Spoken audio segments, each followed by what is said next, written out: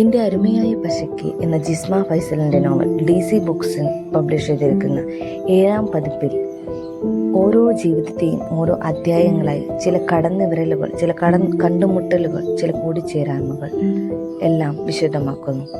10 ദിവസത്തെ സെമിനാർ ക്യാമ്പുമായി എത്തിയ ആയിഷ നന്ദനെ ആദ്യമായി കാണുന്നത് ലൈബ്രറിയിൽ വെച്ചാണ്. അപ്പോഴേക്കും ആയിഷ ആസിഫിൻ്റേതായിരുന്നു. പിന്നീട് നന്ദഗോപനെ കണ്ടുമുട്ടുമ്പോൾ ആയിഷ 2 മക്കളും ആസിഫുമായി അകൽച്ചയിലായിരുന്നു. നന്ദഗോപന് ലക്ഷ്മിയുമായി വിവാഹവും ഉറപ്പിച്ചിരുന്നു. ആയിഷ ഇനിയൊരിക്കലും കണ്ടുമുട്ടില്ല എന്ന പ്രതീക്ഷയിലാണ് നന്ദൻ ലക്ഷ്മിയുമായി ഉള്ള വിവാഹത്തിന് സമ്മതിച്ചത്. പിന്നീട് കഥ മുന്നോട്ട് പോകുന്ന നന്ദൻ്റെ മകളായ ജാനകിയിലൂടെയാണ്.